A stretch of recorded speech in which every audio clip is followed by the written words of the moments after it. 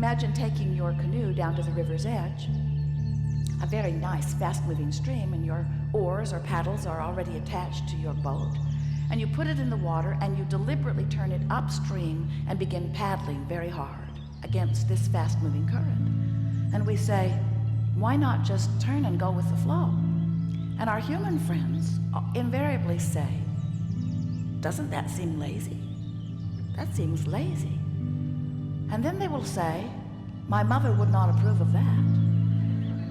Or my teachers. They all had me pointing the other way. In fact, every plaque on my wall was based upon paddling upstream. And I was measured against the others who did it too. And the better we did it, the better we were able to fight that current, then the more proud our human friends were of us, and the bigger the trophies and monuments. And we hear that when you die, there are even more. And we want you to know something. In fact, it's worth writing this down. Nothing that you want is upstream. Nothing that you want is upstream. And the reason we know that is because we've seen the cycle of life. We know that source extended itself here into that which is you. And we know that you are asking, as a result of your leading edge experience, just like you knew you would, for more. And we know that source is becoming that more that you are asking for and is calling you to it. And so we know the source of the stream. And we know that when you turn and go with the stream, you feel ever so good. That's what positive emotion is. Varying degrees of it, but it's what positive emotion is. And we also know that when you buck that current, it can beat up on you pretty good. And that's what negative emotion is. We want you to understand that there is only one stream that you might be going with or against, but there is only one stream. And when you learn from those around you to go against the stream, then you want to pronounce that there are evil streams, that there are streams of sickness or streams of badness or streams of poverty. We say, no, just one stream, you're just not going with it. You say, oh, that can't be. If it's a stream of goodness, why is it beating me up so? And we say, because you're clinging to the bottom. It's beating you up because you're not going with your self-created stream. Do you get this? And that really is the strongest point that we want to make with you. This stream of well-being is a powerful stream, and it takes you downstream whether you go easily or not. In other words, when you look around at your environment, you've just got to acknowledge that well-being abounds. Your planet continues to spin in its orbit.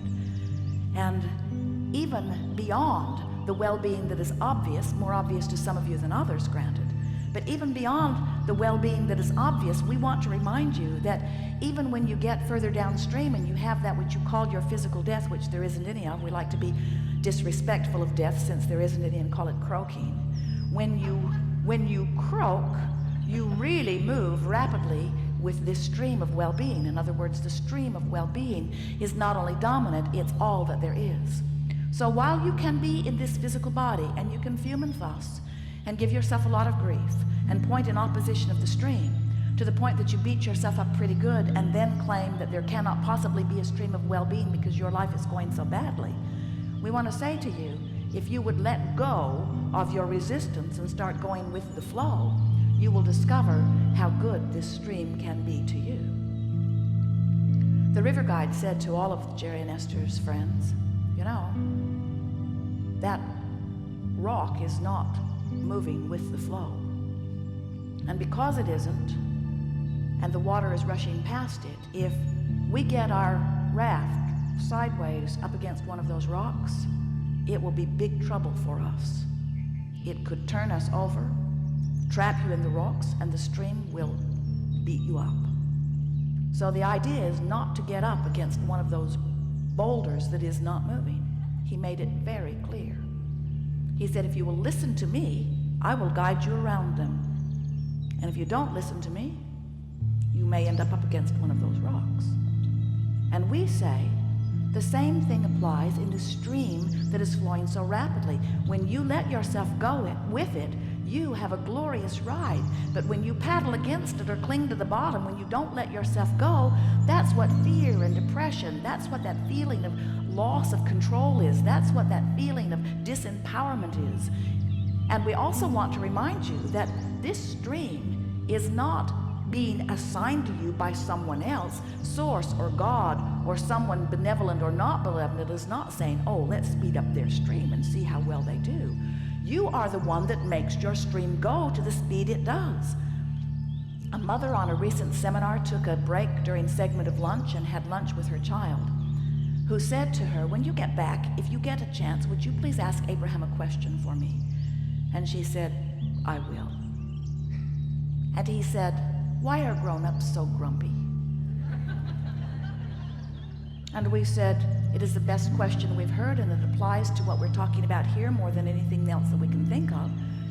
Grown-ups are more grumpy than children. There are grumpy children, but grown-ups on the whole are much more grumpy than children because they've lived more life and they've got a faster moving stream. And when your stream is moving fast and you're not flowing with it, it's beating you up and it makes you grumpy.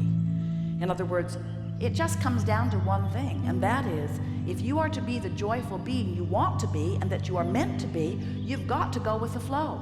And when you don't feel good. It's just that simple. Not going with the flow of your own creation is what makes you feel unfulfilled. It's what makes you feel dissatisfied, and worse, it's what makes you feel overwhelmed. It's what makes you feel frustrated. It's what makes you feel angry. It's what makes you feel fearful. It's what makes you feel discouraged and depressed. Not going with the flow is what is at the heart of every negative emotion that you feel. So when you think about that, break it down into the simple terms that we want you to hear. That means that your life, just like you knew it would, has caused you to launch many rockets of desires that, if you're feeling negative emotion, you're not keeping up to speed with. On the other hand, if you do keep up to speed with the rockets of desires you've launched, you feel wonderful. You feel wonderful when you launch the desire. You feel wonderful even before the desire manifests. You feel wonderful even though you don't even see the evidence of it manifesting yet. You feel wonderful, wonderful, wonderful all the way to manifestation. And when you feel wonderful, manifestation of what you want is assured. And when you don't feel wonderful, manifestation is slowed, maybe even held apart your entire lifetime from you, and most important, even more important than you not manifesting what you want, is that you feel rotten all the time while you're not letting it flow.